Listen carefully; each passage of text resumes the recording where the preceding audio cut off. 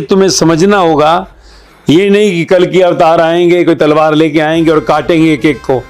ये हमें समझना है कि एक ये सिंबॉलिक दिखाया है, क्योंकि जब सृष्टि का अंत होगा, इस युग का अंत होगा, तो उसको हम कैसे दिखाएंगे? तो कहीं ना कहीं मृत्यु के लिए कोई तलवार दिखा देंगे। पर वो समय जो है जब आएगा तो ये सृष्टि का अंत तो ऑलरेडी तैयार कर चुके हैं। आज का इतना बढ़िया है कि इनका वेपन है सर्वनाश करने वाला। क्या है वो? Nuclear bomb. न्यूक्लियर बॉम्ब होगा। कभी धनुष बाण था, कभी जो है सुदर्शन चक्र था, अब न्यूक्लियर बॉम्ब होगा। अब इसलिए वो एक सिंबॉलिक दिखाया है। तो हम ये जाने कि क्या हम उस अवतार का दर्शन कर पाएंगे। आखिरी कलयुग में जब ये युग खत्म होगा, समझो 1500 से 2000 साल में, तेरी उम्र आज जो है अगर समझे जो भी है, तो 70-80 साल में मर गया शरीर से। मौत जो कभी होती नहीं है, कहा ना, तू मरता कभी नहीं है, तू तो रहता ही है। शरीर मरा हुआ ही है, जिसमें कि मां की नाभि से कटते ही शरीर मरा था, उसमें आत्मा गई, वो शी गई और शरीर एकदम रोता है। जब रोता है, खिलौना रोया तो का जन्म, आखिरी वही जो है आत्मा निकलती है, वो शी निकलती है, तो फिर कहते हैं कि मौत। जन्म और मौत तो होता नहीं। तो तू इस युग के अंत में उस कल के अवतार को देखेगा क्या? कि कल के अवतार कल थोड़ी आ रहे हैं, तेरा शरीर निकल जाएगा, उनके आने का तो भी समय है। तो क्या तू देख पाएगा? तो ये अवतार आते रहेंगे। श्री राम को तूने जाना, वो भी आए थे। तूने श्री कृष्ण को जाना, तूने विष्णु भगवान को जाना।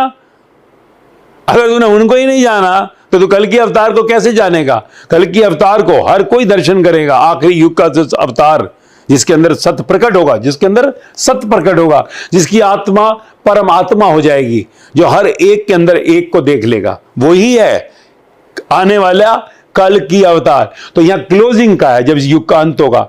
अवतार तो आते ही रहते हैं, पर वो कल की अंत करने वाला लास्ट जो होगा, विटनेस करेगा जो इस युग की।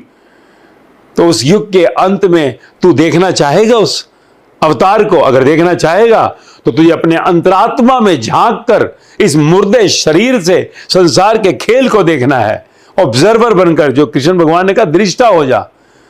इस अपनी मैं को हटा, बकरी वाली मैं डॉक्टर, मैं मिनिस्टर, मैं चार्टर्ड अकाउंट, मैं स्टार, मैं सेठ, मैं अमेरिकन, इसको हटा। क्योंकि सिर के बाल से पांव के नाखून तक तेरा कुछ भी नहीं है। जब तू जाग जाएगा कि मेरा इसमें कुछ नहीं, और सच में आरती करेगा, तन मन धन तुझको अर्पण क्या लागे मेरा, तो फिर जो है परमात्मा अवतरित होगा तेरे अंदर। अवतरित होगा तो इस मुर्दे शरीर में दोबारा जन्म में नहीं आएगा। फिर तू उस सचखंड में, उस पार ब्रह्म में, उस मुक्ति लोक में रहेगा, और तू सब गवाही देगा इस संसार में। जो भी अवतरित होगा सबका दर्शन करेगा तू। अब तूने श्री राम का दर्शन किया क्या? श्री कृष्ण का दर्शन किया? विष्णु भगवान का दर्शन किया ना? क्योंकि तू मरे हुए शरीर में खोया हुआ था, जैसे तू आज भी खोया हुआ है। इस मरे हुए शरीर में जो खोया होता है, वो आत्मा उस परमात्मा का दर्शन नहीं कर पाएगा। और अगर तू आत्मा परमात्मा में खो गया तो इस युग में जो भी अवतार होंगे सबका तू दर्शन करेगा आने वाले कल में। और कल की अवतार जो अंत का दिखाया, आखिरी जो सर्वनाश का गवाही देगा, जब ये संसार पूरा न्यूक्लियर बम से ब्लास्ट हो जाएगा, वो उसकी जो गवाही देगा, क्या उसकी गवाही तू देख पाएगा?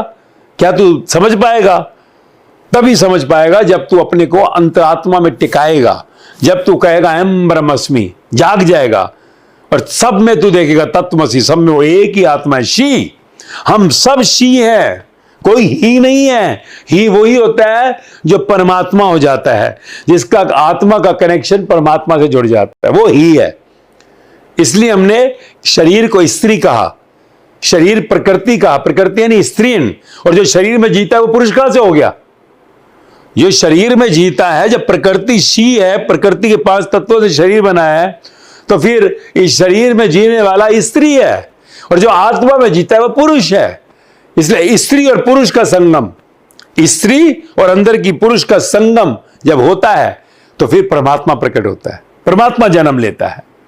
बाहर की स्त्री और पुरुष जब मिलते हैं तो शरीर प्रकट होता है, शरीर जन्म लेता है। पर बाहर की तेरी वासनाएं मिट जाए, अंदर अगर तू स्त्री है तो अंदर के पुरुष से तेरा संगम हो जाए, बाहर से ध्यान हट जाए, और अगर तू पुरुष है तो अंदर की स्त्री से संगम हो जाए, बाहर का ध्यान हट जाए, तो फिर उस जो दो के योग से परमात्मा जन्म लेता है।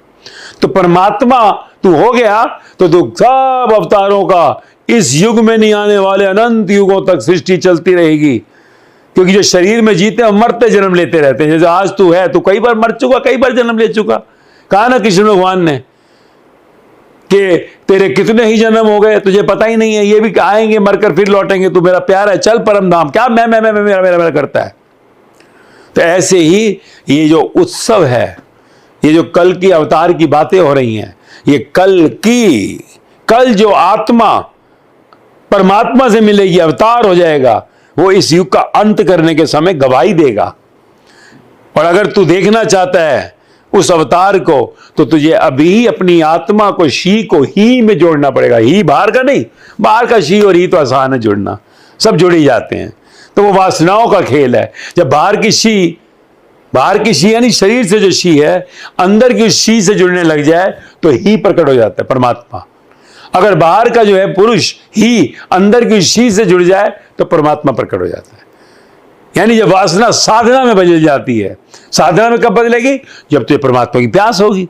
जब तुझे श्री राम की प्यास नहीं, तो श्री कृष्ण की प्यास नहीं, तो तेरे श्री विष्णु भगवान की प्यास नहीं लगी अभी तक, तो तुझे श्री कल की अवतार की प्यास क्या लगेगी? तो ये शब्दों में कागजों में रह जाएगा। तू मरकर फिर लौटेगा, पर तू कभी पहचान नहीं पाएगा कौन थे अवतार।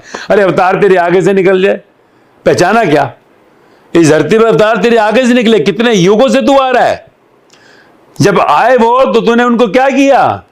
क्या मिला श्री राम को धरती पे अवतार होके? कृष्ण भगवान को क्या मिला? बुद्ध, महावीर जी, गुरु नानक, राम परम साईं, मीरा सहजो, लल्ला लाओ नाम दे तुकाराम एंड सो मैनी, क्या मिला उनको? तूने क्या दिया उनको? तू आंखों वाला अंधा है, कानों वाला बहरा है। इसलिए अवतार देखने के लिए तेरे को अपनी अंदर की उस आत्मा से प्रीत बढ़ानी होगी, प्रेम।